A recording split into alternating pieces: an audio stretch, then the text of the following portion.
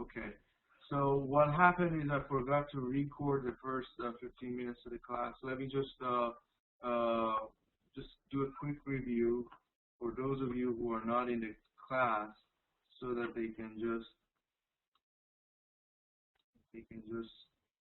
have these.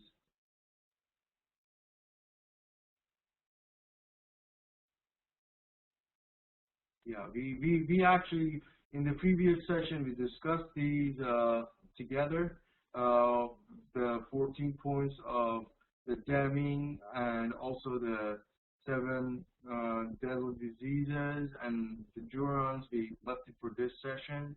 So the key attributes of the Juron is the trilogy and fitness for use, quality counsel, Pareto principle, and 10 steps to quality improvement. So the trilogy is just a brief review for those of you who are not in this class and want to review later. Just I quickly say quick quality planning, quality control, and quality improvement. So you plan the quality, then control it, and then improve it. Then for quality planning, you said it's a structured process. So you design the products and services, and you got to make sure that they are going to meet the new goals and customer needs, of course. Then there are steps for the process. You establish the project, identify the customer, discover the customer's need, develop the product, develop the process, and develop the controls and transfer to operations. Then quality control is basically a universal managerial process. As you say, it's always a managerial process. Management is always involved, and you want to manage the control. And then conducting operations that provide stability. So you want to keep it where it is. First of all, you set goals. You want to keep the quality as a good level it is, because it might go down. So quality control can also be described as a process of meeting the established goals. So it's actually either or. You have either met the goals, so you are okay and you want to keep it there, or you're far away or not quite there yet, so you want to get to the goals. So anyway, it's part of the quality control process. So either you want to stay where you are, which is meeting the quality standards that you have set in your project, in your planning, or you want to get there, because where you are is below the standards you've already set.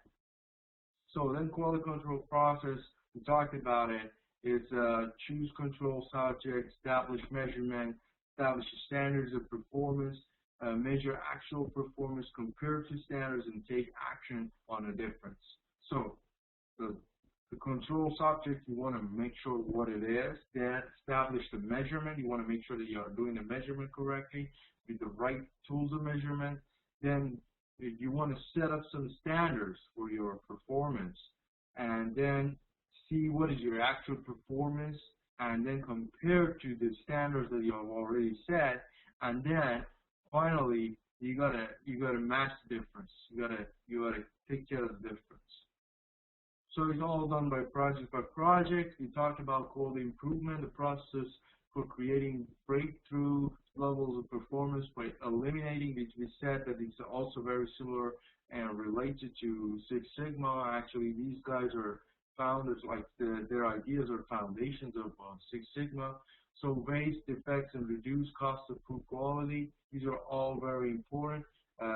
You want to reduce the waste and defects and the poor quality. So you want to prove the need for improvement. You want to say, okay, there is a new need for improvement.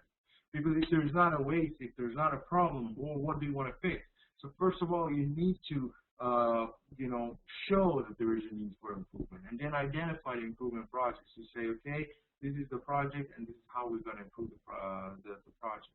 And then finally, establish the project improvement teams. So there are teams assigned to do that, take care of it. So quality improvement, provide the project teams with resources. You said they require the resources and the training, and they should be motivated to diagnose the cause. What is the cause of the problem? What is causing all these defects and problems and shortcomings in the project? Then you got to stimulate the remedies. Okay, what are the solutions? Come up with the solutions and how to, get rid of the defects, and then establish controls to hold the gains.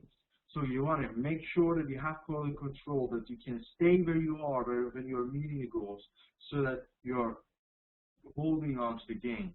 Because if you're not able to hold on to what you already achieved, then you'll lose it. You go back to where you were, and all your troubles are useless then. Because the whole idea is to be able to maintain that level of quality that you have already achieved after all those processes. Then when you look at this cool diagram, it has operation, it has time at the bottom, and you can see, first of all, you have the quality planning. First of all, you design. You say, okay, this is the plan we have. Then you go to control. So the control part, when you start controlling, you get into the original zone of quality control.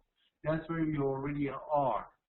So you want to see where you already are, which is that light green button, green grid, sorry. And then as you're planning the car, you have already set certain standards. You want to lower the defects to the lowest possible. You can see after the major improvement, that green vertical grid there, you come up with a new zone of quality control. So all your defects and problems are already at the bottom, and you want to keep it there. And then the lesson learned, you can just write it in your planning for future, because that will show you your defects. That will show you some guidelines for future in order to be able to keep and maintain. Then fitness for use. Quality begins with who, how, and why these customers will use it. Without this information, actually the improvement will be guesswork. We don't want to base our improvement just on guess and guesstimation. We don't want to just say, okay, I guess customers like this, I guess customers do that. You need valid information. We talked about it in the first session. We said the service quality, total quality management, quality control, all these concepts, Six Sigma, you're dealing with real data. You're talking about facts. You're talking about this customer exactly dislikes this.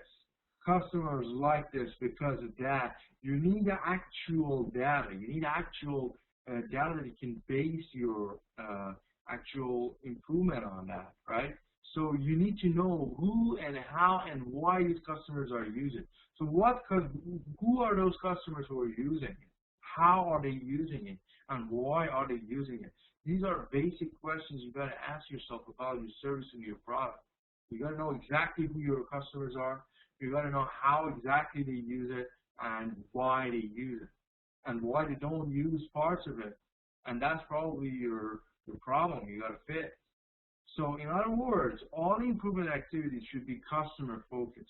That's also very important. If you remember in our casework, which is our book, we are talking about higher education, and we said that customers or students in that example are those who are actually telling us if our service is not good or if it's good. Because how else would you be able to do that? Because you're actually giving your products or services to customers. So they are the only source for you to understand if your quality is actually good or not, So fitness for you actually is talking about quality of design, quality of conformance, availability, safety, and field use. As you can see, these are very, very common sense also. It's just, first of all, the quality of design. When you design a product or service, it has to have some quality. And then it has to conform to the needs of the customers. It has to be in the same line. It's not, if the customer needs something, you're providing something different, it's not going to work for the customer. And it has to be available. If you remember, accessibility and availability in our book is really highlighted. So here also available, those services or products has to be available to the customers. Safety during the usage, and also the whole process should be safe. and field of use. In what field should it be used? And then we get to the quality counsel. Senior management with responsibility for designing the overall strategy for quality planning, control, and improvement. So if you remember, we talked about total quality management. We said it takes a lot of involvement from the management level. And they are responsible for designing the overall strategy for planning, control, and improvement. So if you remember in this chart, first of all, you design, you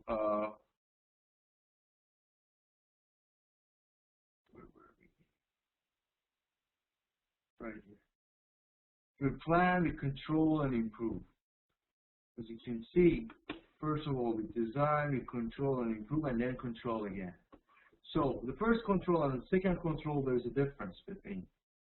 Basically, the first three major steps that we are going through is first, we design, then we control to see where exactly we are and how far we are from the set standards. And then we make the improvement. But then we get back to control. And why is that? Because first of all, we want to make sure we stay where we are supposed to. With that realm of difference, we don't want to go back to where we were because we just improved. And this chart could be redrawn again with that new chart. Then it's total quality management. The final step, which is that final bottom, could be the next step for a new diagram, exact new diagram that you design again, where you want to go from this final control step to a new version, and then you do a major improvement again, and then you get to the bottom of flaws and mistakes again. So it's actually very, very useful. And the objective of quality counsel is to establish a quality improvement culture in an organization by setting targets. Without setting the targets, you won't be able to, do any good or improvement. You have to know where you want to go. And then running cost analysis for training and equipment requirements. There's always cost involved. When you want to do improvement, when you want to do quality control, quality management, there's always cost because it's costly to analyze and train and also the equipment required to do that. Then improving organization-wide communication. You want to make sure the communication is possible because without possible communication, it's impossible to improve. Because if you're not able to communicate the defects, the problems, can't you see the slide? I'm actually moving the slide. We are right here at improving organization-wide communication. Don't you see? Can you please confirm, everybody? Are you looking at the slide that starts with senior management? Does everybody is looking at senior management? Okay, that's great. So where were we? Okay. Yeah, it's costly. So it's costly to analyze and equipment and requirements. And also communication, we were talking about it. Without being able to communicate the defects and the problems from the management to the staff, from staff to management, or whoever is involved, it's impossible to make those improvements. And you are going to break down the interdepartmental or functional boundaries. If you remember, the total quality management is more of a like a fluid approach. It's because you have to be able to move on. You have to have that mentor-mentee kind of concept that you're always trying to sort of counsel each other and help each other. So it's less of the departmental functions. You don't look at it, okay, this is my department, that is your department. You do your stuff and I do my stuff, and it's totally different. We can't do that. We have to focus on improvement of quality, and we have to be able to communicate. If you remember, we introduced this concept of looking at different departments as your customers. If you look at the department which is receiving the work from you as your customer, and you get feedback from them the same way that you look at the feedback as your customers, that gets the quality control and quality improvement much more useful and practical. Because in a way, they are your customers because they are the immediate recipients of your services. After them, they get what you give them. They make the processes and they give the next department, or if they're the last department involved, they give the customers those final services or products. So you got to make sure you have the communication going, and you got to make sure you're breaking through all these departmental paperwork and bureaucracy. Then we have the Pareto principle or 80-20 principle. It actually says that in any population that contributes to common effect, a relative few of the contributes, the vital few, account for the bulk of the effect. So we call it 80-20. This principle is used widely in human affairs. For example, 80% of the world wealth is controlled by 20% of the world's population. So 80% of the crimes are caused by 20% of the criminals. These numbers are relative estimates, and principle applies generally as a rule of thumb to many situations. So this Pareto principle, I mean that 80-20 is not exact, like it's not exactly 80% without any minor difference, like 79.99 or something. It's just a general rule. It says that within a population, whatever population you take, the bulk effect that you get is because of just the relative few that is causing it. So the same goes back to defects. There are certain defects that is actually your Achilles heel for the problems you're experiencing. So if you're able to take care of that 20 principle, that 20 minor contributors to the effect, you can actually remove those consequences. So it's actually very common in most of the social sciences and arts and humanities sciences. Among them is actually the management of service quality. We use this common factor. This 80-20 principle is actually very, very common, and it's quite utilized.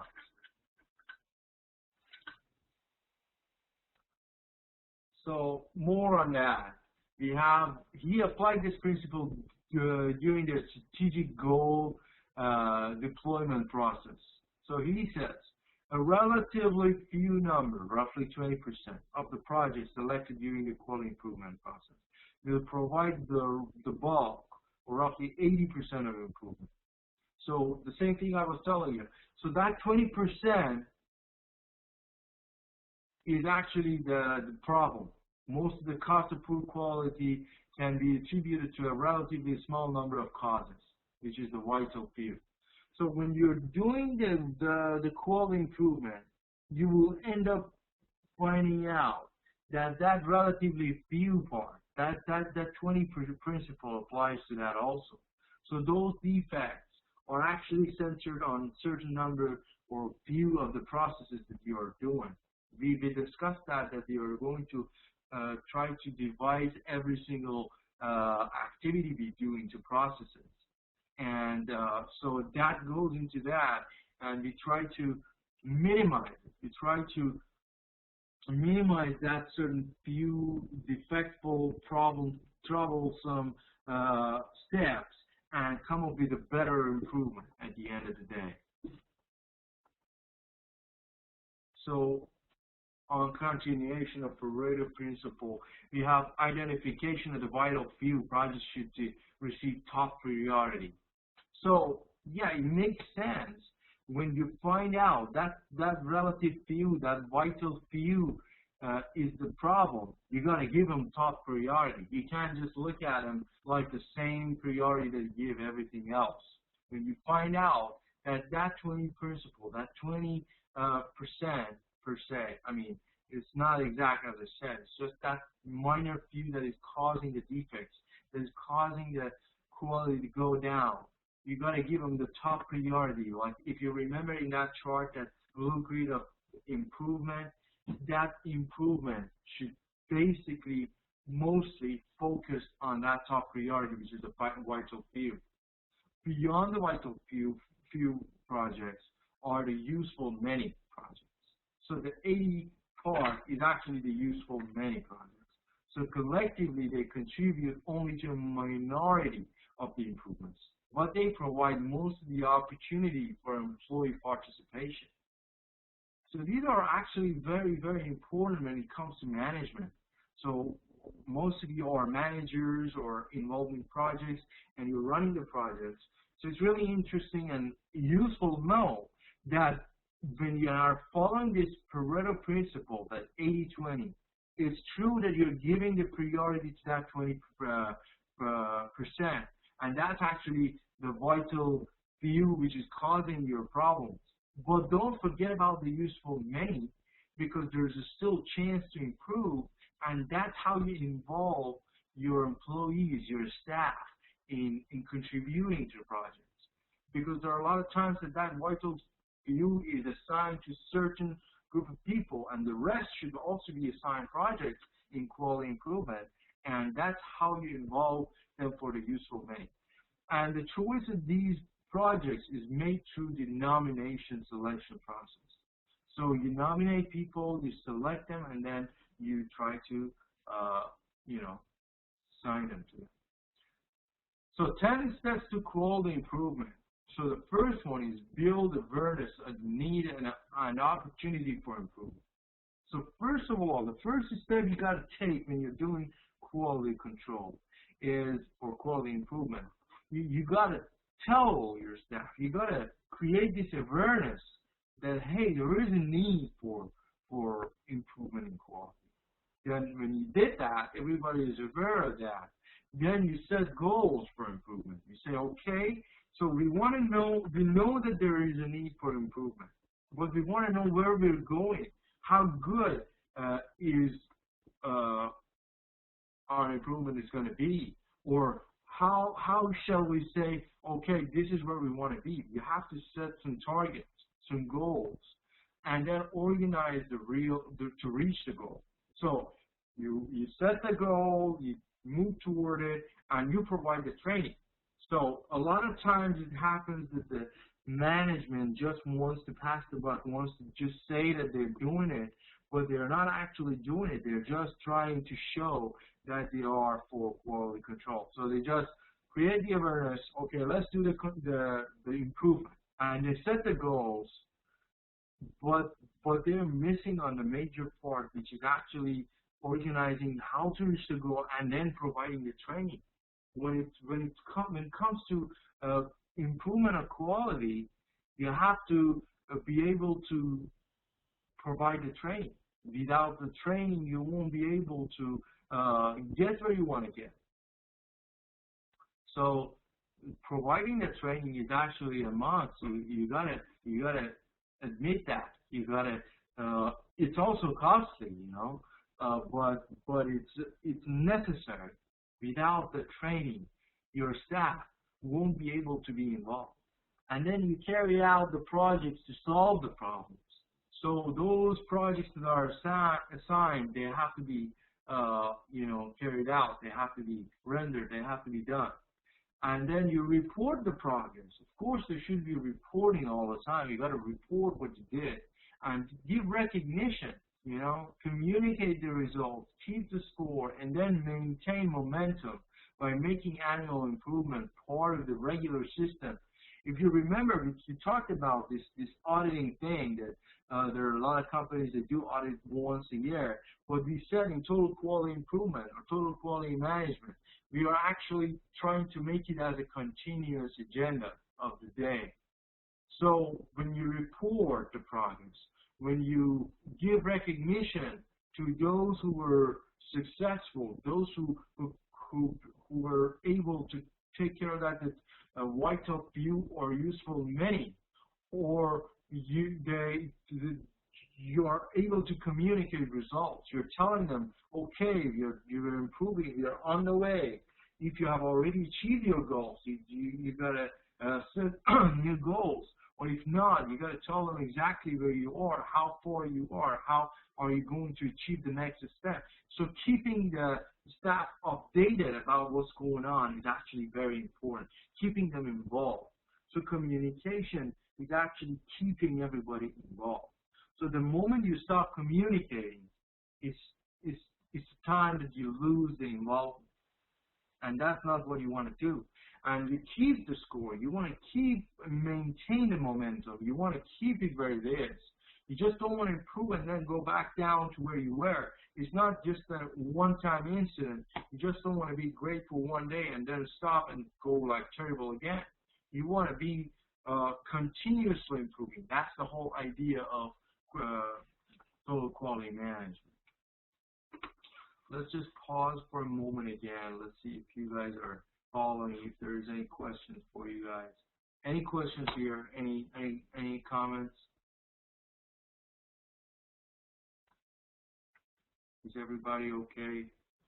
Any questions?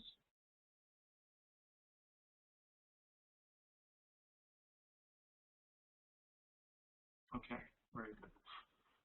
So let's go back to the slides.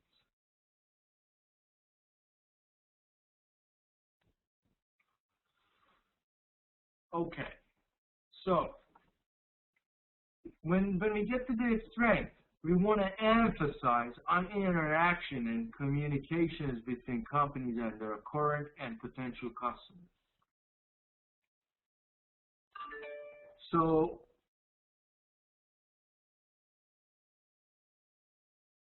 basically, the emphasis is on their interaction and communication between companies and their current potential customers. So as I said, the best guys, the best people to realize how your customer service is or your service altogether is your customer. So you got to emphasize on that communication between you and the customers, or even those who are going to be your customers. Then emphasize the strategically planned step-by-step process quality improvement rather than shortcuts to quality. It's very important to realize that there are no shortcuts to quality improvement. When you design the quality, when you write down your goals where you want to go, and when you basically develop the process of how you're going to get there, you can't shortcut through that. Those steps and processes should be done like biblically, one by one. You can't just say, okay, we have it, let's do it our own way. That beats the whole purpose of coming up with that quality improvement or quality control idea. You can't just devise and plan and then just leave it. You can't do that. I mean, that's useless. That's wasted time. You gotta stick to your plan and then reward based on results.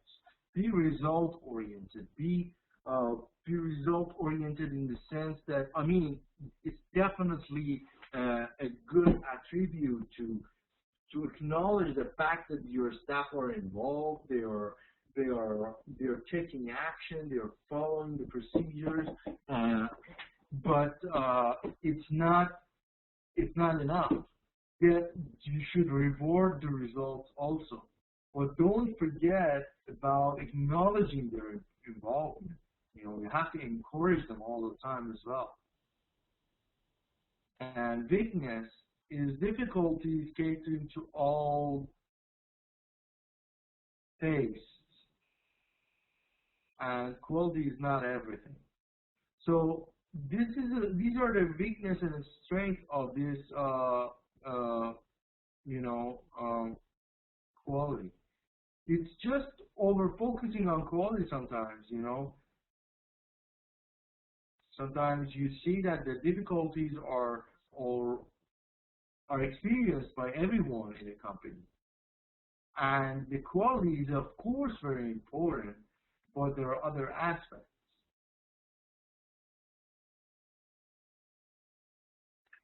So some of the examples we use of his his methodology is these companies. He actually used it, and as you can see, $275,000 for large clients and 174,000 of middle and small clients was actually earned.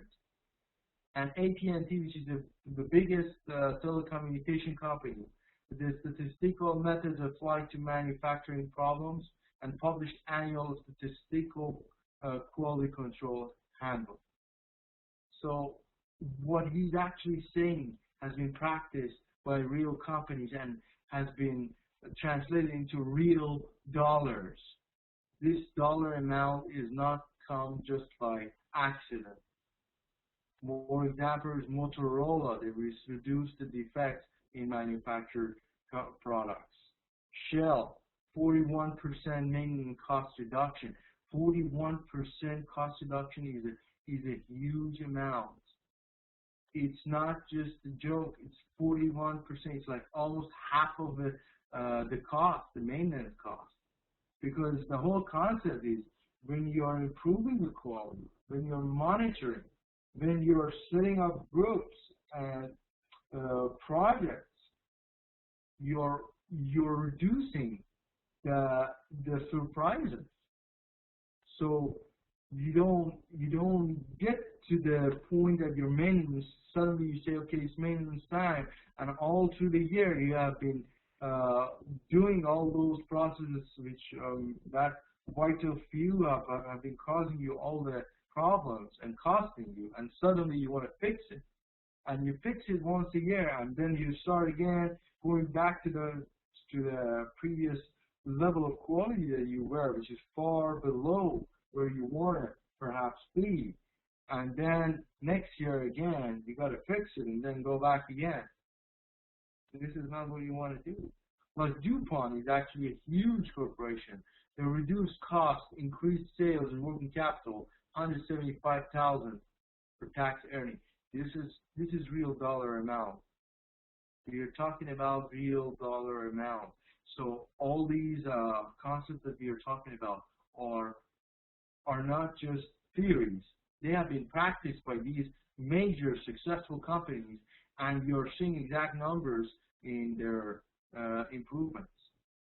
Government agencies like U.S. Customs increased prominence of service for passengers moving through the border crossings.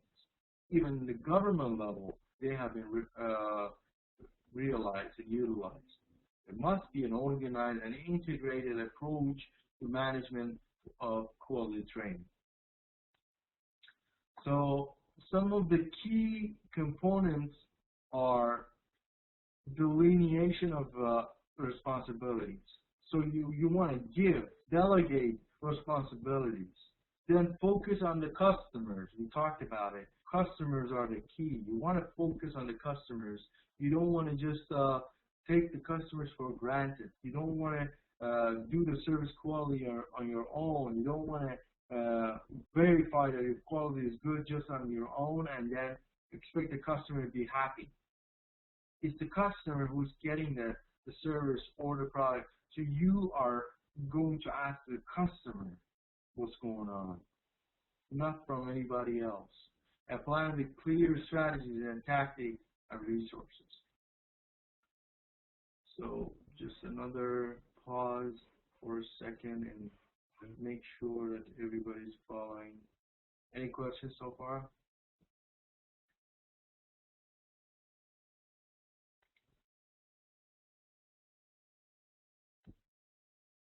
No question?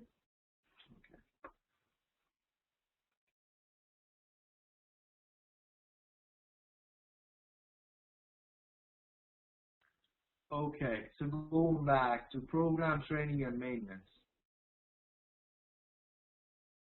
So, key components. You have the budgeting, staffing, and evaluation. So when you are doing the training and maintenance, you got to consider budgeting. Of course, there is money involved. Of course, there's cost involved. So you got to have a certain budget that you assign for all these, and you got to make sure you are within the budget. You can't overspend. You got to spend the amount of the money accordingly to the budget that you're assigned to. Then staffing, your staff, how you organize the staff, how you assign the projects to those staff, and evaluation. So strategic training and plan addresses these. So quality awareness, we talked about it, you got to create the awareness, executive education, training your staff, management training. The very interesting point that happens is a lot of times management, they send their staff for training and they think that's good enough. They never realize that there is a major need for training in management also, because it is the management who is supposed to make those changes possible. We're supposed to create the atmosphere that all these are possible. So if they are not well trained, how could they expect their staff to be performing under those criteria? They have to be trained to be able to create the correct atmosphere for all these to happen. They have to be ready. They have to be ready to perform and create an atmosphere of quality improvement and performance under better quality standards. So they themselves definitely need training as well. Then resources. Of course, we're talking about resources. So resources are what we are supposed. What do we have? We can't just be so optimistic, ignoring what exact resources that we have, and then we'll be in trouble. Then budgeting again comes into place. You have, according to all these, you gotta budget yourself and then do the staffing. So program training and maintenance. Main reasons why training fails. So now let's talk about the fact that why, despite all these goodies that we talked about, despite all these useful techniques, why is it that they fail? There is a question. Let's see.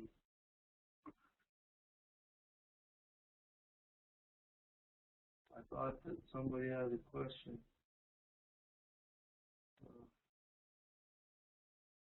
Okay.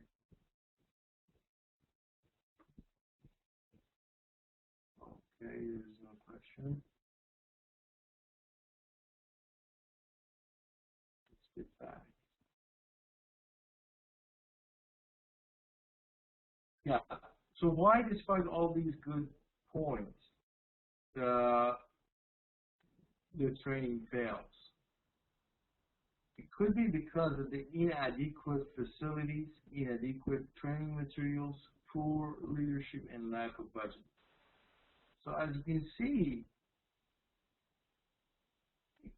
training itself is not going to do miracles.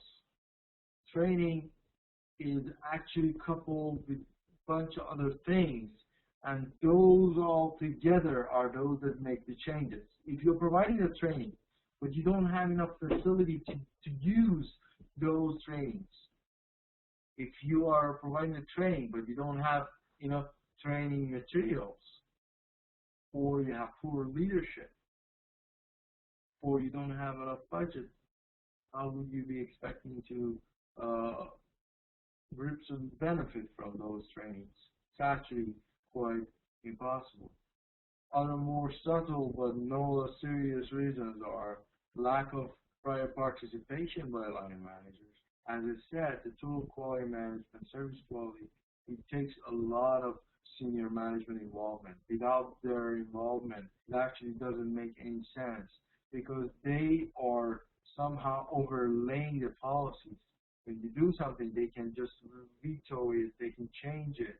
But if they're involved, and through the involvement, everybody is contributing to the quality improvement, then it makes sense. So without their participation, it's not going to help much. And failure to change behavior, that is also a very, very key term, changing behavior. There is this famous saying that by Albert Einstein. He said that the clear definition of a stupidity is to do the same thing that you were doing and expect something different. That's the mere stupidity. That's insanity. So in order to get a better result, the behavior should be changed. If you're doing processes in a certain way and you're getting certain results, by doing them the same way, you won't be able to get a different result.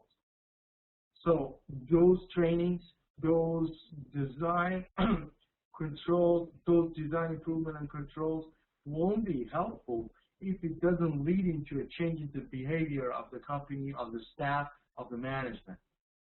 So it has to be translated into their behavior. You can't just expect them to work for you. You can't just spend money, analyze, see where you are, then try to make improvement, and then say, okay, it's going to work for itself. No, you've got to bring some change with it. The change is actually it goes with it. Without the changing behavior, it's impossible. So management plays a key role in heading off failures and must establish policies and guidelines and communicate effectively. So communication is also a key here. So examples of currently available highly effective approaches and sources of quality-related training courses. These are some of the training courses. Program training and maintenance. Keys to maintaining an effective quality program here. Full commitment from top management. Leadership by example. So as I said, leadership can't just expect the staff to take care of it. They have to be involved.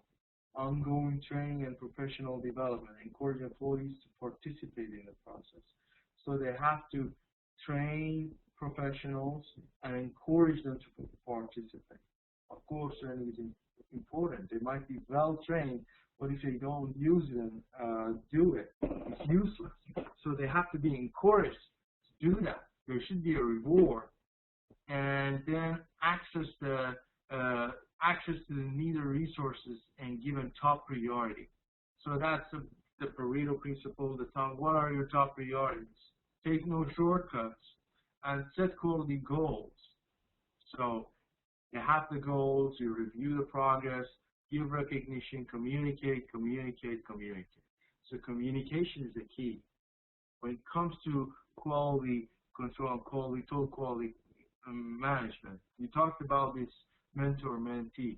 The whole concept is just communicating all the time. Whatever you're doing, your coach or your mentor is supposed to give you feedback on how you're doing it. If you're doing it correctly or not, how you could do it better. All these is done through communication. Effective ways of communication are used sometimes in corporations. Sometimes they use computer databases that they just communicate spontaneously. Sometimes they assign people, they work together as a team or like as a double team, and they give feedback to each other all the time. And so it's all done through communication, and it's really important. So now I'll leave it for questions here. What are your questions? Yes, communication is a key with the customers and with the staff also. Uh, when you are trying to improve the quality, you're doing it internally, right? Let's say the customer gives you feedback that they are not happy with that certain part of service that you are rendering. How are you going to do that? How are you going to go about it? How are you going to fix the problem? You can't just say, okay, yes, you have a great conversation with the customer, and that's it. In order to fix those shortcomings, you have to communicate internally with the staff. When there's a problem, where is it? Who was the person in charge? And how did it go? And how could we do it differently? You have to communicate with the people inside the company as well. So the communication is not just with the customers, it's with definitely internally as well. When you are doing the training, you are going to give feedback to the employees also. So let's say you give them the training, they start utilizing it, but they are not doing it fully, or they're not doing it exactly what they were told in the training. So they won't know, and they will keep on doing it that way unless they are told, unless somebody comes and communicates it to them. If it's like a coachy or mentor-mentee thing, it's really good because it's like less serious, it's easier to handle. If it's not, then you have to like involve management and everything. But what it is, the whole concept of total quality management is you're on the goal for improvement. So you shouldn't be punishing all the time. Sometimes these feedbacks that are received is due to the very high involvement of the staff. So it shows their involvement and devotion to the project. So even though it might be something negative, but if you remember in the previous sessions we discussed about it, that complaints are actually like gold mines. It's like feedback, and we can absolutely use that and turn it away into our way. Okay. So because we've been going through a lot of concepts here, I'm going to give you 2 tasks today. This task is just a quick question, and I want everybody answered.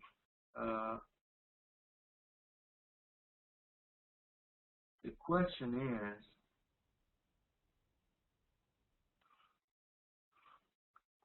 how are you going to use Huron's principles for quality improvement?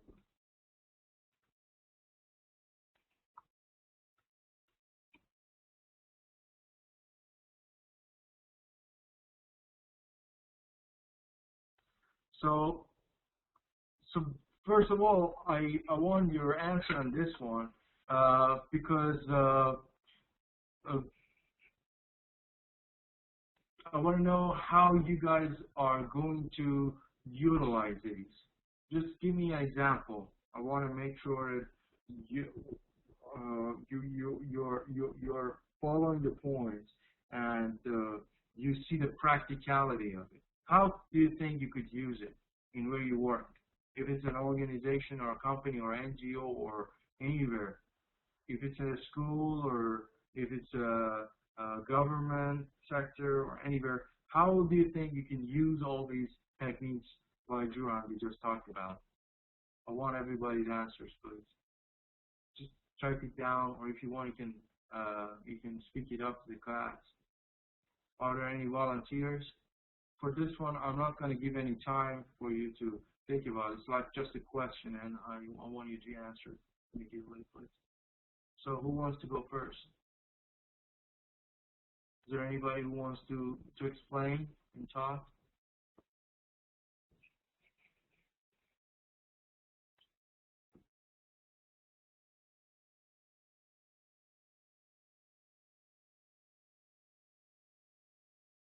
or please type it down so that everybody can see it.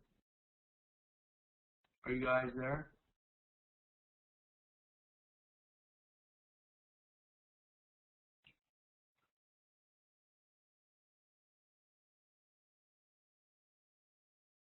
Is everybody here?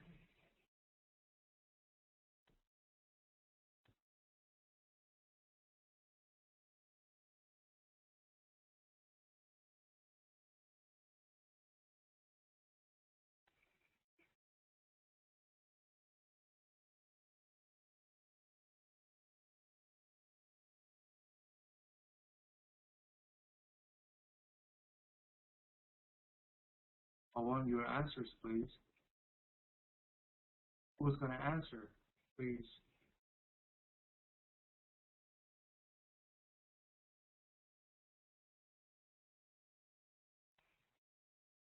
Okay. So the government of Afghanistan is going to fight corruption, improve the quality of its service.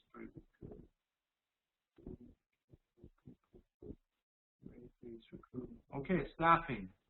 That goes to the staffing part. Yes, that's good. That's one of the points. So that's good. How do you think you will be able to use the communication part, and also the steps of designing and then controlling and improvement? How do you think those will be useful?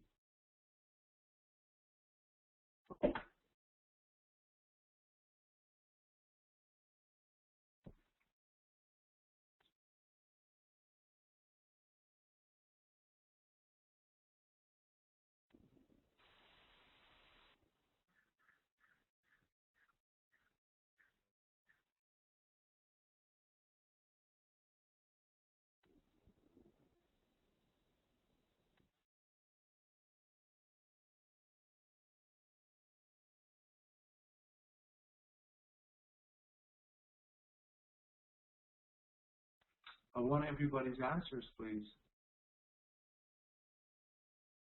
It has to be a two-way communication. So I want you to give me some answer to these questions, please, everybody.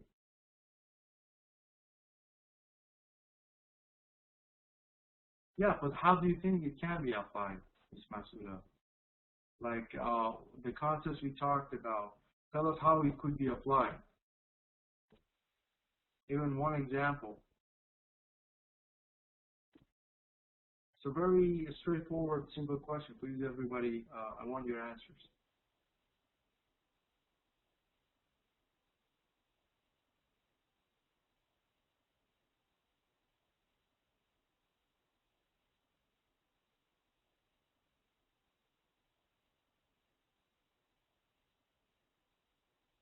Transparency,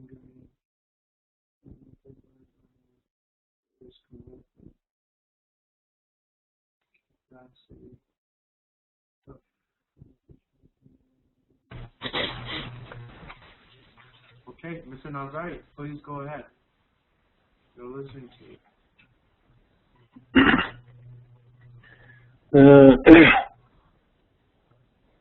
Yeah, this can be done through choose a control study, establish measurement, establish standards of performance, measure activity performance, and compare to standards, provide the needs for improvement, take action, provide the project team with the resources and training and motivate, diagnose the cause of the poor quality, and then quality we need to prove the need for improvement. So these are the different steps so we can apply, and then these are some normal steps so we can apply in any production company or organization.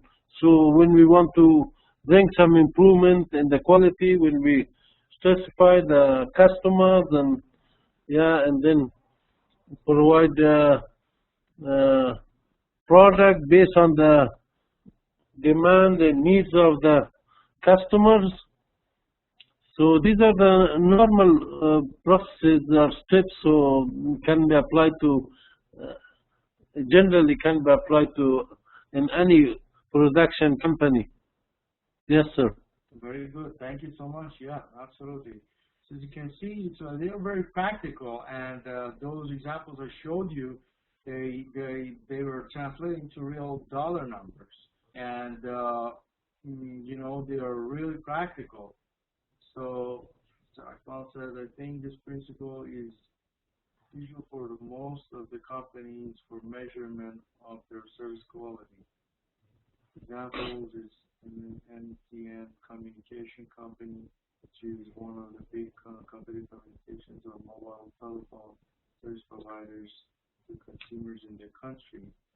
This company always developed quality control projects to conducting interviews with customers and collect the feedback from the customers to well complete the company to provide the same services in the market.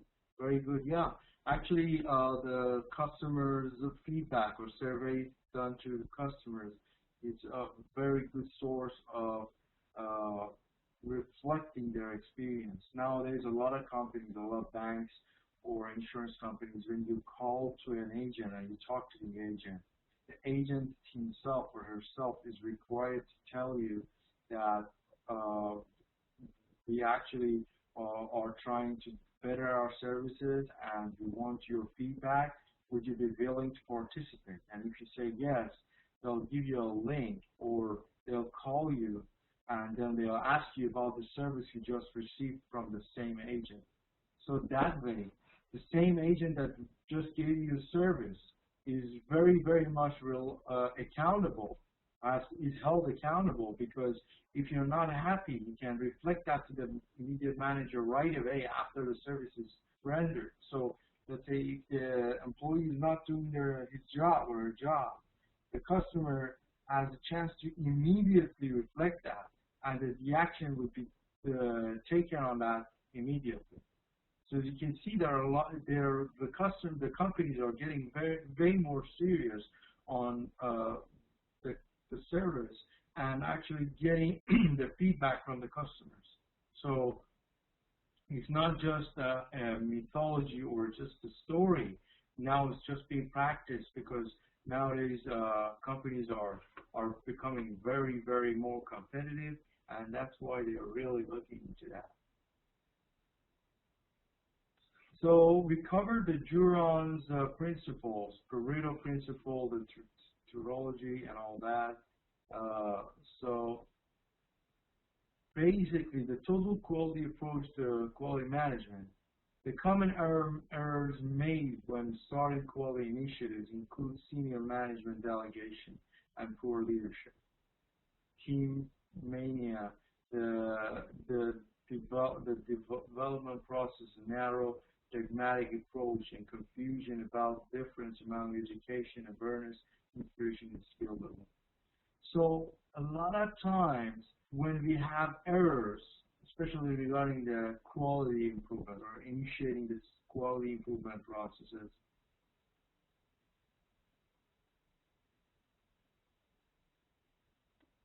okay, Mr. Akmal is also explaining something here.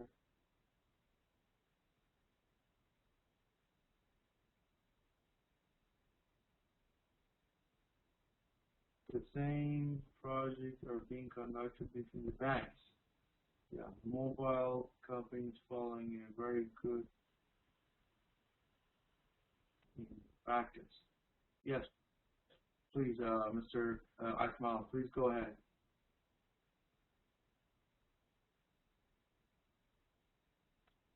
Please continue.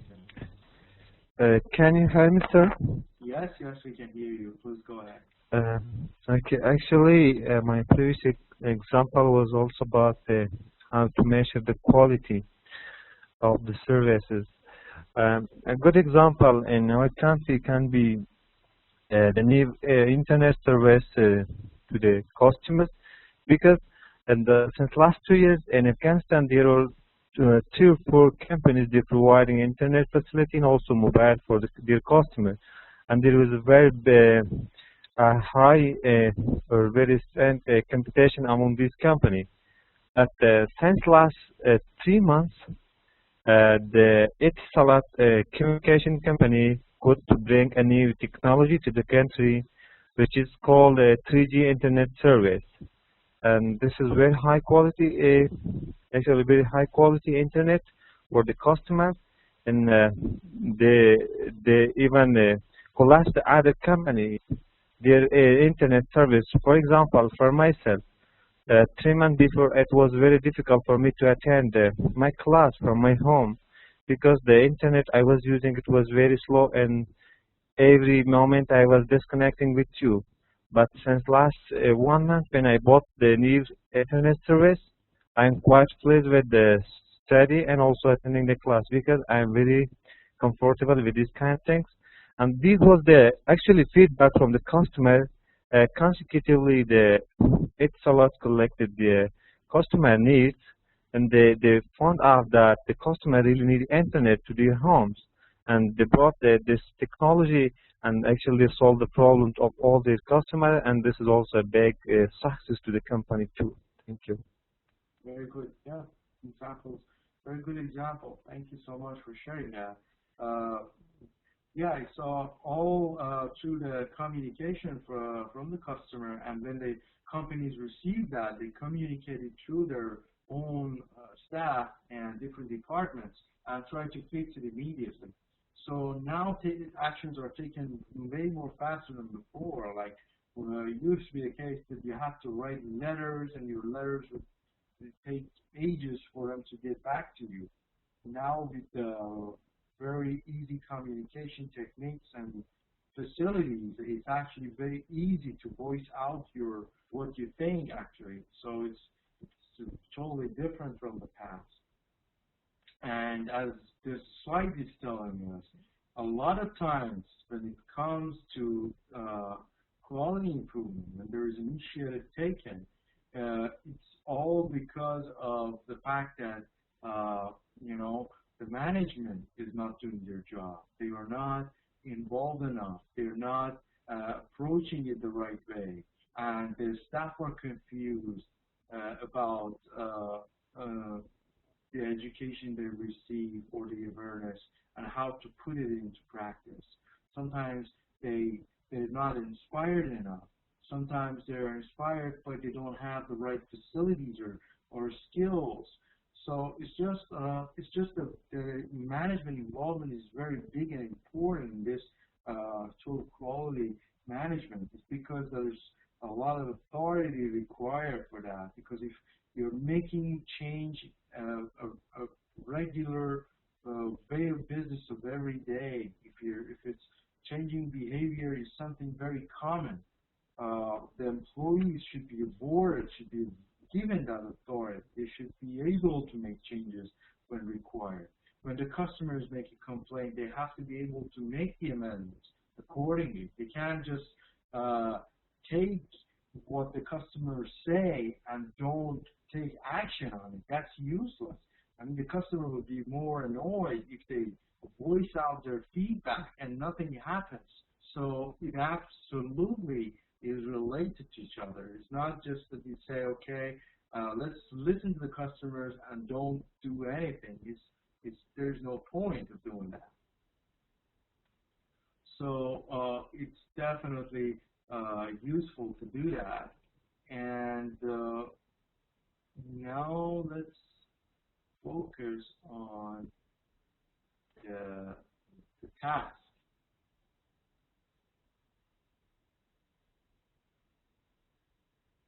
So the task.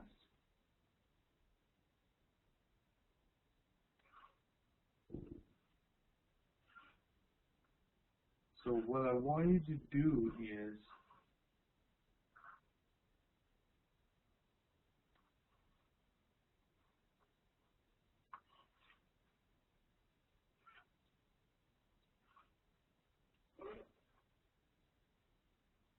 So,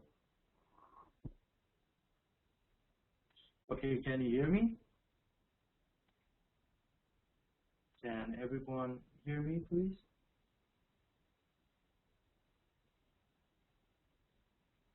Okay. So using, Yes, we can hear you now. Yes. okay, good. So using Juron's trilogy, which is 1 for quality planning, 2 is quality control, and 3 is quality improvement. Improvement. Quality improvement. Yes. So these 3. So using the Juron's terminology, quality planning, control, and improvement, which also would translate into that chart, if you remember. You design, then do the plan, design or plan, then control, then do the improvement, and you get to the level that is a good quality, and you want to maintain that. I want you to write a one terminology for where you work, for the company you work at, the government company or NGO or institution or wherever you work. Write 1, 2, 3. Write one quality planning. Let's say you're in finance department. The quality planning could be, okay, for the coming quarter, your finance department is going to reduce the waste loss, which is because of the paper loss through like those papers that your staff will lose. You want to reduce that for, let's say, 20% by implementing, let's say, some new database or something. And then quality control would be how you would monitor that change that you're implementing in your finance department. And then finally, the quality improvement is how you are going to improve the quality. It means that the new version that you're going to use, which is the computer version rather than the paper-based, how are you going to improve that? And then when you get that, how are you going to keep the quality the same? It was just an example. So I don't want you to be very detailed, just very simple, 1, 2, 3. So 1 would be the plan, 2 would be the control, and 3 would be the improvement. And for the one that you send me, the assignment, which is a task you send me by tomorrow, you can also write it in the chart, right? Like the lesson learned. That's optional. As long as you give this 3, it's okay. But if you give the chart, it's extra points for you. So just I'll give you 5 minutes to work on this, and then I'll hear your answers. We'll discuss it and conclude the session. Is there any question?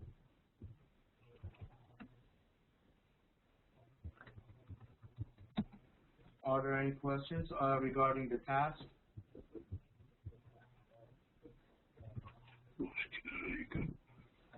Everybody, can you write down, please? Yeah, just write down those using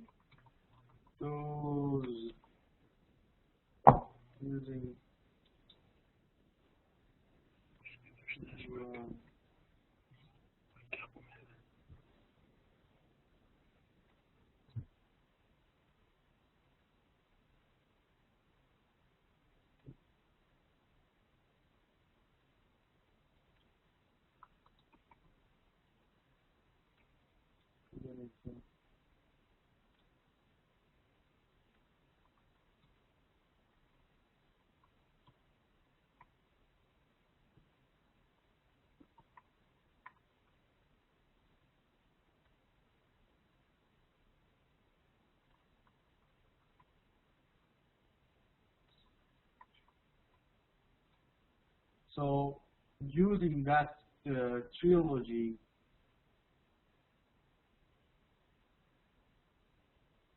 give an example of 1, 2, 3: the planning, the control, and improvement. I wrote it down on the at the top, number 1, 2, 3. So give an example for that in your own company, organization, government, NGO, institution, wherever you work. How could you do the 1, 2, 3? You can just use a simple one. You don't have to go for a big department. You just use one single task is done. How could you do the planning, control, and improvement for that? Suppose you're a mentor to your coworker. If you're assigned as a mentor to your coworker, how would you tell them to improve just one activity they do, one of the activities they do, using the 1, 2, 3?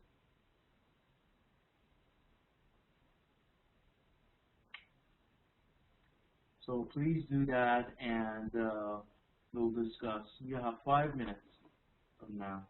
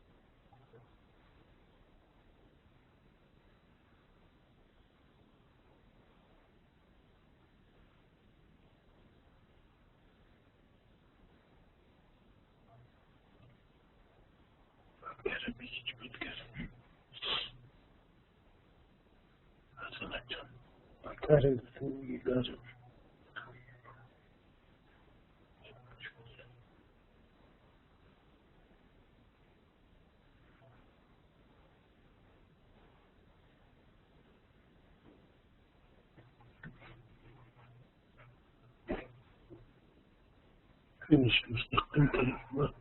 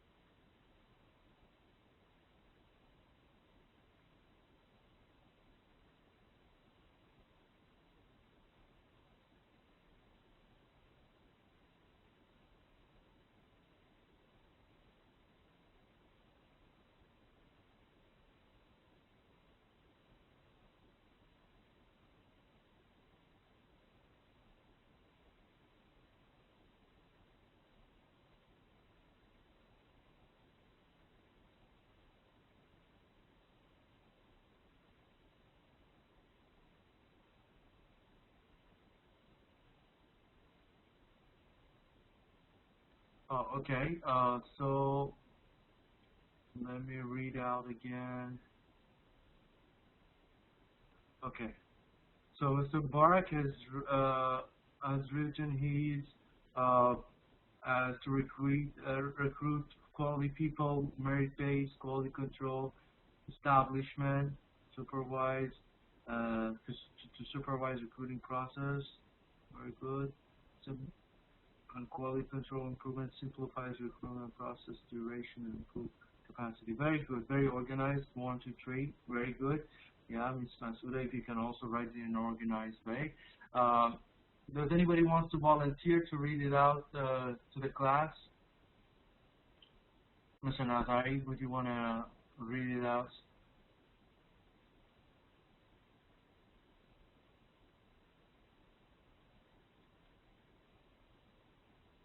Or Mr. Piassi, if you want to volunteer. Oh, yes, please, Mr. Nazari, we're listening to you.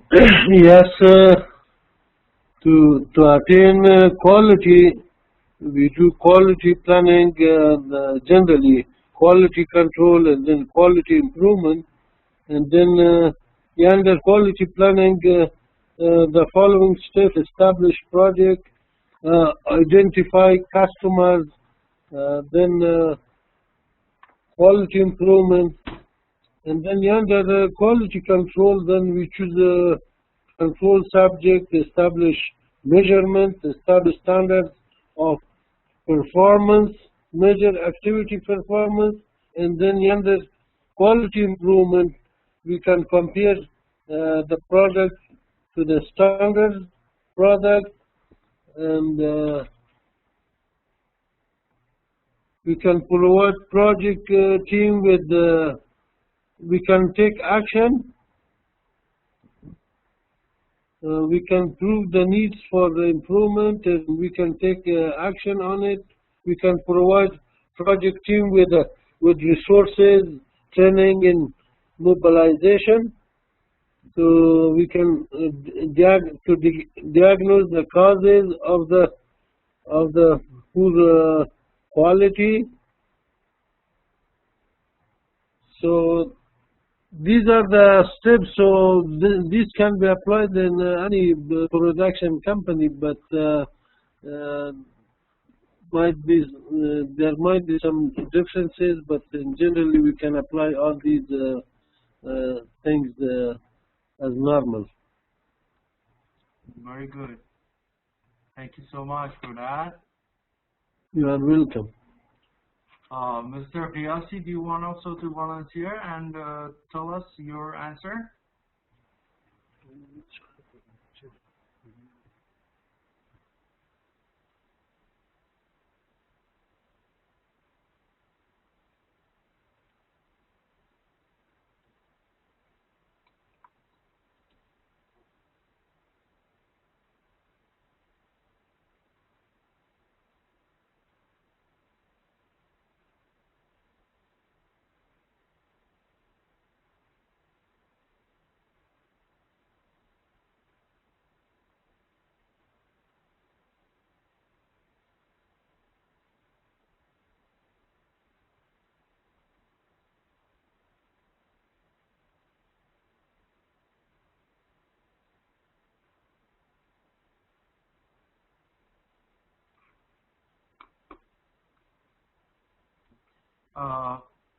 Team mania is actually what we mean is the communication between teams, like miscommunication or communication. Mostly, it's when it leads into some discrepancy and miscommunication.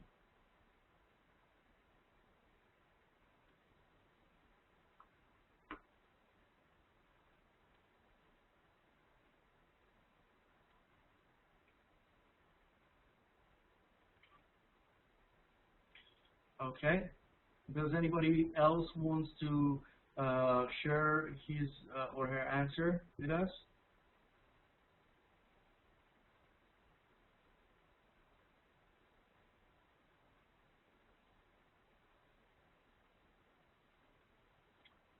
Okay.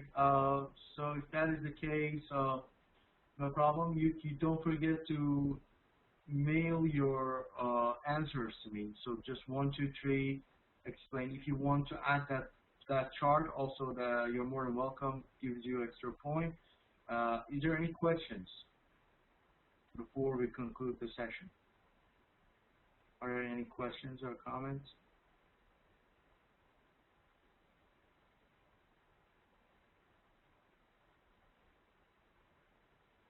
Any questions?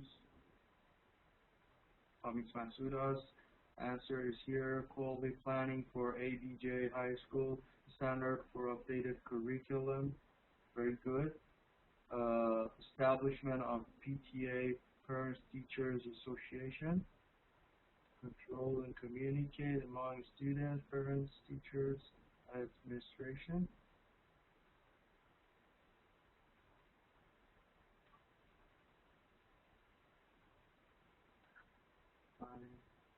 And quality improvement is high quality of education. Well done, very good, thank you. Yes, thanks everyone. Thank you so much. You have a nice evening. Thanks for attending the class. I hope you have a wonderful week ahead, and I'll see you next week.